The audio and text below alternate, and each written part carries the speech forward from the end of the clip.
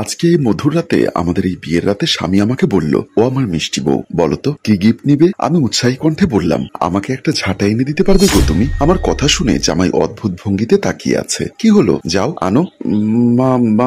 মানে ঝাড়ু কেন বলতো? লাগবে, কারণ তোমার রুমটা এত নোংরা, আমার গা ম্যাচ ম্যাচ করছে এখানে বসে থাকতে। আচ্ছা আমি নিয়ে আসছি বলে আমার বর রাতুল খাট থেকে নেমে রুম থেকে বের হয়ে যায়। রাতুল ড্রয়িং রুমে এসে সব জায়গায় খুঁজে দেখে, কিন্তু ঝাড়ু কোথাও দেখছে না। সে ভাবছে ঝাড়ু কোন জায়গায় থাকতে পারে। এমন সময় রাতুলের ছোট বোন রিয়া এসে বলল, এভাবে এত রাতে তোর এখানে কি ভাইয়া? ভাবি কি রুমে ঢুকতে দিচ্ছে না তোকে? আরে আর বলিস না, তোর ভাবি এত রাতে আমাকে ঝাড়ু নিতে পাঠিয়েছে। কি ঝাড়ু কি জন্য? সে নাকি রুম ঝাড়ু দিবে। ও বুঝেছি, তোর তাহলে এতদিনে যে চুলকানি সে মলম পড়েছে। মানে তুই কি বলতে চাস? কই কিছু না, তুই এত রাতে তোর রুমে না থেকে এখানে কি? আমি উঠেছি ফ্রিজ থেকে পানি খেতে, আর এসে দেখি তুই এখানে। আচ্ছা যা, আমাকে একটু ঝাঁটাটা এনে দে, আমার বয়েই গেছে। বলে রিয়া সেখান থেকে চলে যায়। সে সেখান থেকে রান্নাঘরের দিকে চলে যায়। রান্নাঘরে এসে দেখে মা সেখানে গরম পানি করছে। আমাকে দেখে মা বলল, কি রে বাবা, তুই তো রুম ছেড়ে এত রাতে রান্না করে কি? রোহান মাকে দেখে আমতা আমতা করে বলল, মা আমি ঝাড়ু নিতে এসেছি। কি বলিস, এত রাতে ঝাড়ু দিয়ে তুই কি করবি? মা আর বলো না, আমাকে বাসুর ঘর থেকে তোমাদের বৌমা বের করে দিয়েছে ঝাড়ু নিতে। এত রাতে ঝাড়ু দিয়ে বৌমা কি করবে? ও বলছে আমার রুম নাকি অপরিচ্ছন্ন,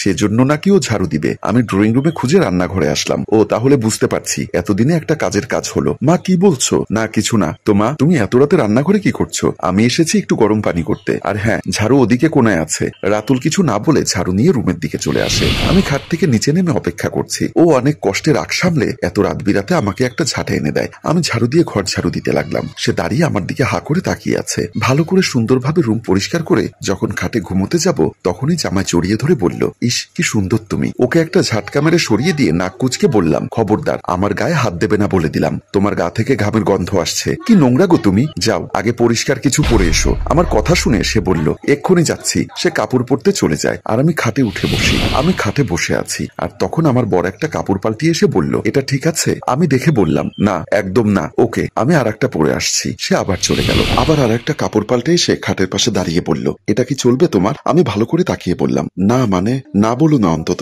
রাতটা এভাবে পার হয়ে যাক, তা আমি চাই না। আমি ওর কথা শুনে হেসে বললাম, চলবে। সে তাড়াতাড়ি এসে বসে। আমি বললাম, তুমি তো জানো নোংরা অপরিচ্ছন্নতা দেখলে গা আমার ঘিন ঘিন করে। আমার স্বভাবে অতিষ্ঠ হয়ে সে বলল, নীলা তুমি কি পাগল? আমি একটা ধমক দিয়ে বললাম, পাগল কেন হব? আমি শুধু একটু বেশি পরিষ্কার পরিচ্ছন্ন। আমার এই পরিষ্কার পরিচ্ছন্ন স্বভাব দেখেই তো তোমার মা আমাকে পছন্দ করেছিল। আমি আর তোমার সাথে বাজে কথা বলতে পারবো না। বলে আর কিছু না বলে সে ঘুমিয়ে পড়ল। বেশ কাটছিল দিনগুলো। দেখতে দেখতে 1 বছর পেরিয়ে গেল। জামাইকে প্রায় ব্যবসার কাজে শহরের বাইরে যেতে হয়। বেশিরভাগ সময় ওখানেই থাকে। তাই বলতে গেলে বেশ শান্তিতেই আছি। সারা দিন ঘরদোর পরিষ্কার করে ঝকঝকে তকতকে করে রাখি। ভাবছি এমন সময় শাশুড়ি এসে পাশে বসে বলল, কি বৌমা এত কি ভাবছো? না মা কিছু না, আপনার ছেলের কথা বেশ মনে পড়ছে। না জানি কখন আসে। আর এত চিন্তা করলে কি হবে? আমার খোকা চাকরি করছে, ছুটি পেলেই তো আসবে। আর যদি বেশি দিন থাকতে হয় তোমাকে নিয়ে যাবে বলেছে। মা আমি আপনাদের ছেড়ে যেতে পারবো না। শাশুড়ি আমাকে জড়িয়ে ধরে বলল, আমার লক্ষ্মী বৌমা, সে সময় থেকে এখনো তুমি কত পরিষ্কার পরিচ্ছন্ন রাখো সবকিছু। তোমার পরিষ্কার পরিচ্ছন্নতা দেখে মুগ্ধ না হয়ে উপায় নেই।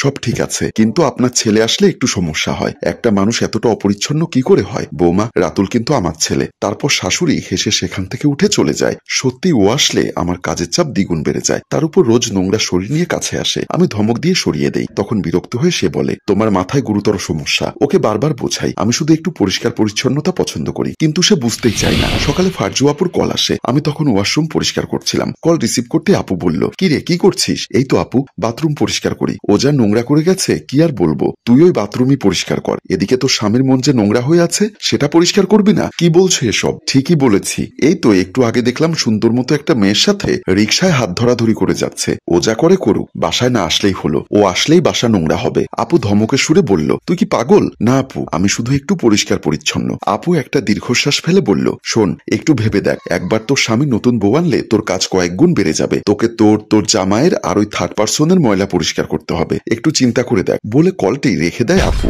আপুর কথা শুনে আমি রীতিমতো আটকে উঠলাম। যাই রুমে গিয়ে বাবাকে বলে দেখি। বলে বের হয়ে গেলাম। বাপের বাড়ি আর শ্বশুর বাড়ির সবাইকে নিয়ে মিটিং বসলো। জামাই চেহারা নিচু করে রাখে। আমার বাবা বলল, বলো রাতুল, নীলা যা বলছে তা কি সত্যি? ওনার মা বলল, তুই এমনটা কিভাবে করলি? এক্ষুনি সত্যটা বল। বড় ভাই ইসলাম বলল, বাবা ওকে সত্যিটা বলতে বলো, তা না হলে কসম খোদার আমি কি করব নিজেও জানি না। সবাই মিলে ওকে চেপে ধরায় সে সত্যটা বলতে বাধ্য হলো। সে যখন কিছু বলবে তখন আমার ভেতরটা ভেঙে যাচ্ছে। রাতুল বলল, আসলে মাসখানেক আগে আমি জ্যোৎস্না নামের একটা মেয়েকে বিয়ে করেছি। আমি সবসময় ব্যবসার কথা বলে ওর কাছে যেতাম। ফারজু আপু বলল, আমি বলেছিলাম না তোকে তোর জামাই এসব করে বেড়ায়? জামাইয়ের এই কথা শুনে শুনে আমি রেগে আগুন হয়ে ওর উপর রীতিমতো ঝাঁপিয়ে পড়ে ওর কলার ধরে ধমক দিয়ে বললাম, তোর এত বড় সাহস, তুই কি ভেবেছিস তোর নোংরা ময়লা ঘর পরিষ্কার করি বলে তোর সেকেন্ড বউয়েরও করবো? নেভার। জামাই কাপা কাপা কণ্ঠে বলল, তুমি পাগল, ইউ হ্যাভ গন ম্যাড।